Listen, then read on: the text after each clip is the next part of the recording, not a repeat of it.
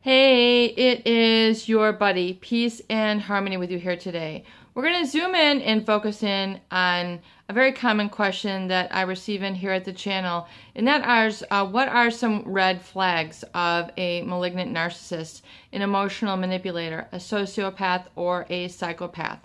Someone who does not have your best interests at the forefront of the relationship, someone who is emotionally manipulative, someone who has a pathological sense of self-importance and a lack of empathy and is putting on a show, a scam, a facade, a mask, not just like not just a mask, but a fake persona. In other words, one that is designed to allure you in, make you become groomed essentially for becoming emotionally manipulated or believing the lies, believing the pathology, getting caught up in what they are stating and where they are leading you, and where it's leading you to where you're empty-handed and you don't have a relationship to count on. And furthermore, it's leaving you in a state of rubble, disarray, disrepair, and feeling like your life is now in ruins because you had believed, trusted, and had confidence in this relationship, in this person, maybe for personal, business, family, and you found out that this person was a con man or a con woman. In other words, someone who had deluded you through a facade, a mask, not a true person, not a authentic self. So what you're seeing is not what you're getting. So I want to really focus in on that and how to identify the red flags.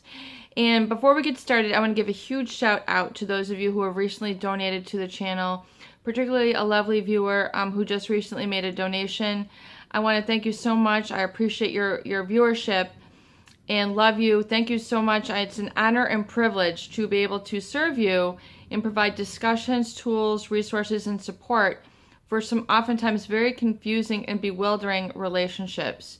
And it's my goal, and it's an honor and a privilege to be able to give you some personal strength and being able to have some clarity of thought, mind, and purpose, and furthermore behaviors to help pull all the pieces together and then keep you on track moving forward so this does not happen again. So what are some red flags? For one, one of the hallmark traits is that of charm, that of being kind of a superficial enamoring that you might have with this individual. So oftentimes there's a feeling of, wow, this person is not like anyone else I've ever met. There is something about them that seems very bold or very charismatic. And, some people might feel it's the way that their body moves, the way that they position themselves in a room, the way that they carry themselves, the things that they say, and also oftentimes it is their reactions, which oftentimes seem different than other people. So oftentimes this person will stand out in a crowd. You might feel almost anesthetized while you're with them.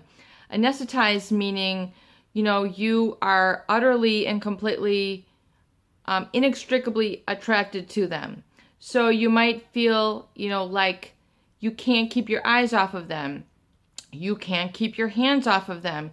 You can't stop focusing on them. They are very distracting. And you feel that, nothing else in the world begins to matter when you're with them. Everything, all your other cares fall away. But what also happens is all your other values seem to fall away. And eventually, all your other relationships seem to fall away also. Things don't seem to matter anymore. It's you and this person against the world. They have a way of making you feel and telling you the things that you want to hear. And oftentimes, it's not through personal acknowledgement. It's things like nicknames or things where they are infantizing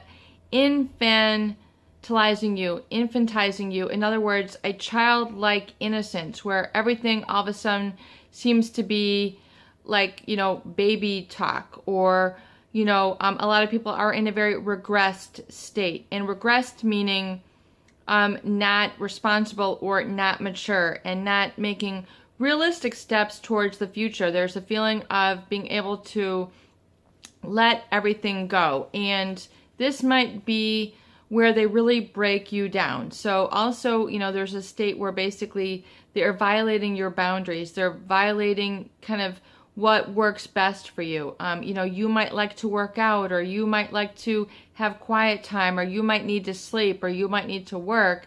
And you find that then all of a sudden the lines are becoming blurred. And then you kind of begin to sacrifice what you need to do for them. So you begin to betray your inner guiding system, which is your intuition, your sixth sense, your gut feeling, your really kind of cognitive congruence. So your body knows. Your body knows best.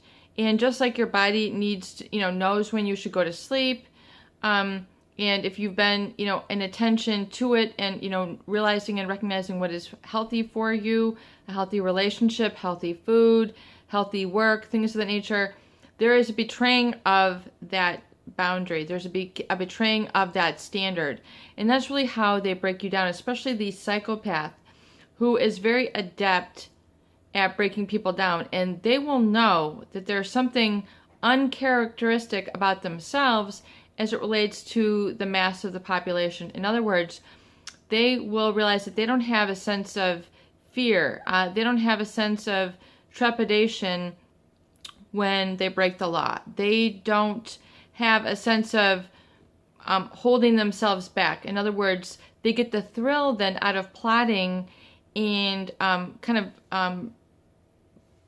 pulling strings on a number of different relationships. In other words, grooming one and having another here and sort of getting all those plates spinning at once. So the psychopath gets sort of a sense of pleasure or reward out of betraying people, lying to people, seeing that they can lie and get away with it.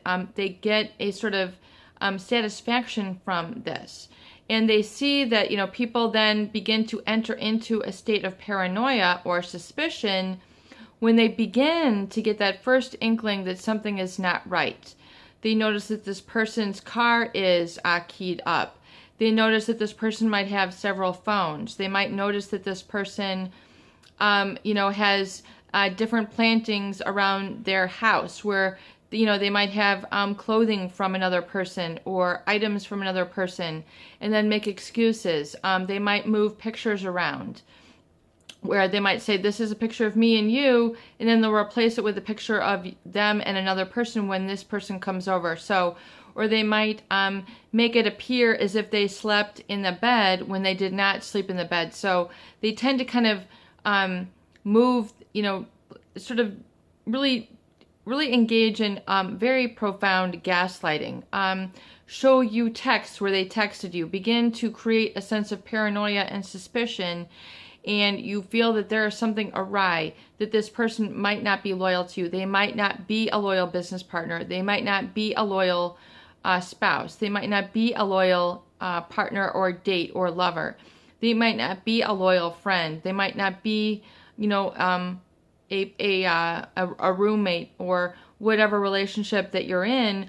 When you begin to sense that there is something going on, and there's oddity, they might take articles of your clothing, they might take articles from your office, they might then plant things to try to get you into suspicion. So especially in the advent of the psychopath, who has a completely different emotional processing on objects, people, things, and events, they might then begin to use this sort of distortion of reality to gaslight you. In other words, to sort of move the meanings of things around. It's a very sort of complex form of gaslighting, and it's very insidious and very scary.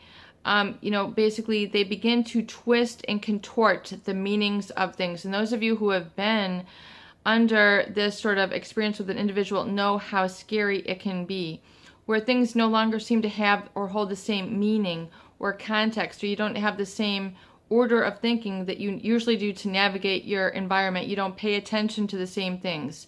The psychopath is now telling you to pay attention to things in a different manner, which they are then controlling, so they then begin to have psychological control over you. So this is definitely a red flag, where you are beginning to feel paranoia, suspicion, and as if you are no longer in control, but this other individual is in control. And that is not how your life or the relationship should become together. You should be able to come together where you're feeling as if you are in control, where you have what you need from the relationship. You are able to speak up and have your questions, needs, opinions addressed, and not feel a sense of suspicion, not have to feel like maybe there's a carving on the tree, a carving on the desk, a carving on, their clothing, little things that they do to get your attention and to get you looking askance out of the corner of your eye, like, what was that? This is a true sign of a psychopath, particularly on that edge of the realm, when you're dealing with a pathological, self-absorbed individual who has a complete lack of conscience, lack of empathy, and is using this trait about them, which they are very well aware of, to allure you down the path to walk into their trap, where then you eventually then expose them for being an individual who does not have an inner core of integrity, authentic love, genuine caring and concern, but is using and their adaptation of psychological control over you to get whatever it is that they want in a very parasitic manner, whether it's sex, money, a business relationship, or just oftentimes power. Having power over another, and to see them flinch, flail, react, and fall into their trap that they have set oftentimes is what they get basically entertainment of. It's a very sick and sadistic sort of thing, and I really do, my heartfelt feelings are for you if you have encountered this. But the number one decision and action step you need to do right now is to just get away from them and not fall for the facade of the person, because underneath there is not a real caring, heartfelt center of integrity within this being. There is something very much different. It is your buddy, Peace and Harmony, with you here today, and I hope that these videos do help. Please share and please subscribe for more great tools, videos, discussion, and support.